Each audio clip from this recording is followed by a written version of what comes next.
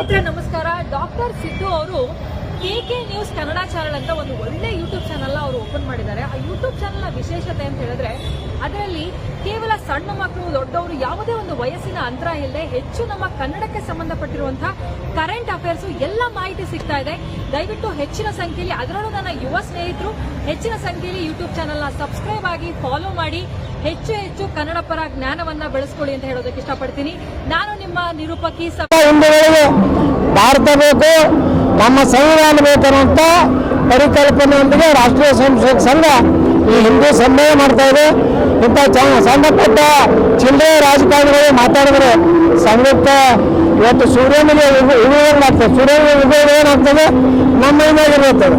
ಅದಕ್ಕೆ ಸಂಘದ ಹೆಸರು ತಗೊಳ್ಲಿಕ್ಕಂದ್ರೆ ರಾಹುಲ್ ಗಾಂಧಿಗೂ ವಿದ್ಯೆ ಹತ್ತದಿಲ್ಲ, ಪ್ರಿಯಾಂಕಾ ಖರ್ಗೆಗೂ ವಿದ್ಯೆ ಹತ್ತಲ್ಲ. ನೋಡ್ರಿ ಏನು ತಿಳಿತದೆ ಶಿವಲಿಂಗೇಗೌಡರು ಈ ರೀತಿ ಅವರು ಸಂಘದ ಹೆಸರು ತಗೊಂಡಿದ್ದು ಬಹಳ ಅತ್ಯಂತ ವಿಷಾದ.